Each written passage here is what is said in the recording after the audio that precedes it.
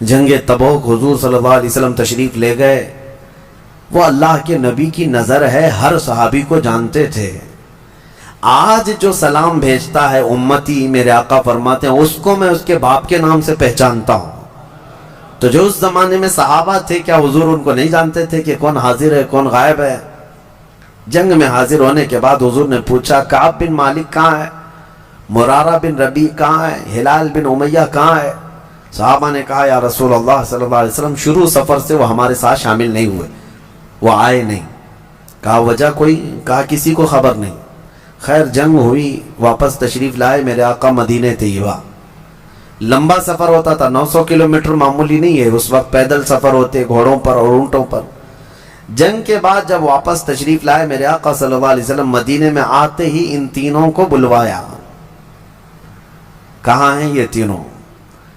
آپ لوگ دین کے کاموں کو ہلکے میں لیتے ہو، اور آپ کو لگتا ہے کہ ناموس رسالت کے لیے کھڑا ہونا یہ صرف کسی مولوی کا کام ہے یا کسی مفتی کا کام ہے، کسی مبلغ کا کام ہے. یعنی ہر ایک پر ذمہ داری ہے. 3 نہ جاتے تو کیا فرق پڑتا؟ ہزاروں صحابہ تو چلے گئے تھے اور جنگ بھی فتح یاب. لیکن واپس آنے کے بعد میرے آقا صلی اللہ علیہ وسلم نے سرزنش فرمائی، بلوایا. تینوں آئے. یہ پوری حدیث بخاری شریف میں اس کی روایت کرنے والے خود حضرت کعب بن مالک ہیں جو پیچھے رہ گئے تھے. وہ خود ہی اس حدیث کے راوی ہیں. انہوں نے خود اپنا واقعہ بیان کیا ہے کہ کیسے کیسے کیا کیا ہوا تھا.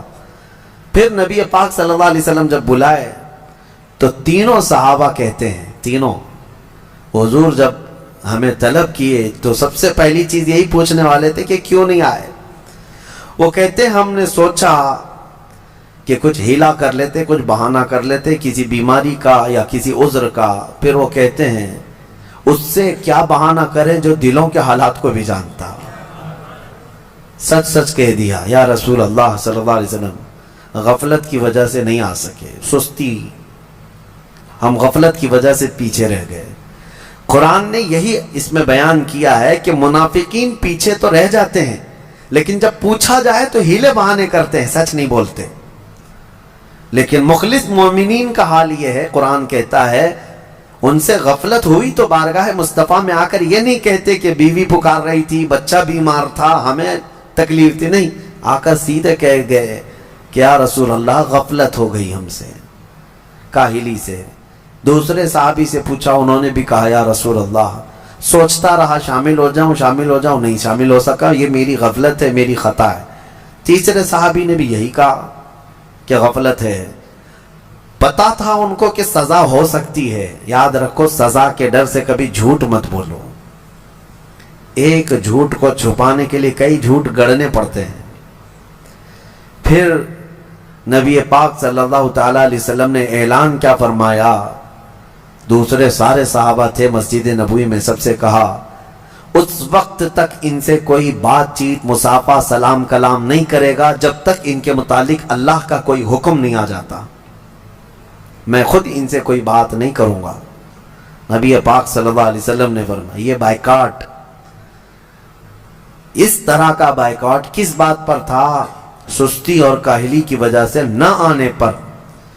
آج لوگ ہزاروں ہیلے بہانے تلاش کر رہے ہیں میرے مصطفیٰ کے نام پر کھڑے ہونے کے لیے، اور وہ بھی لولے لنگڑے بہانے ہیں.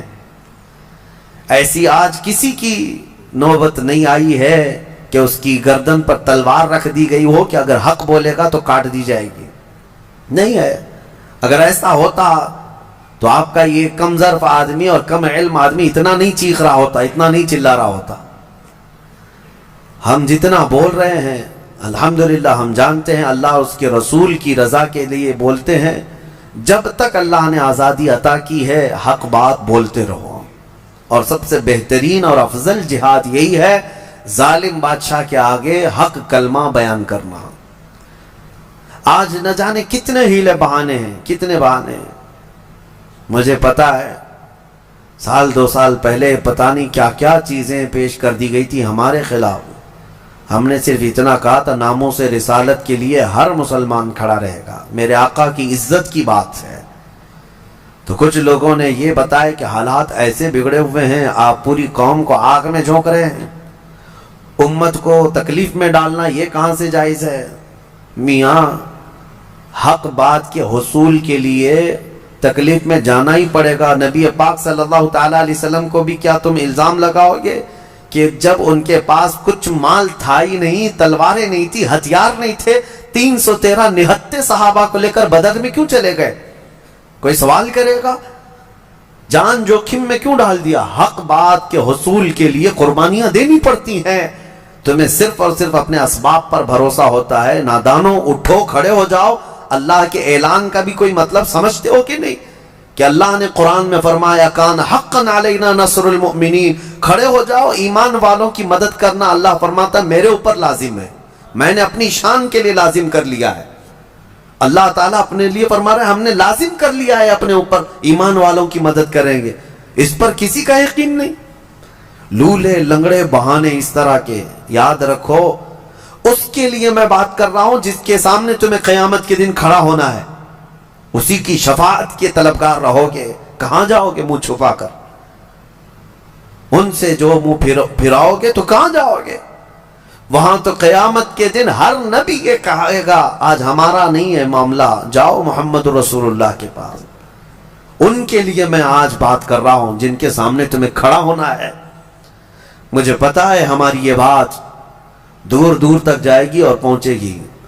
ایک بات میں بتاؤں، جب حالات میرے مصطفیٰ کریم صلی اللہ علیہ وسلم کی عزت کے خلاف پھیل جائیں، اس وقت اگر کوئی عالم خاموش رہتا ہے تو فرمایا گیا وہ گونگا شیطان ہے، وہ گونگا شیطان ہے۔ اللہ تعالیٰ نے اسے منصب دیا۔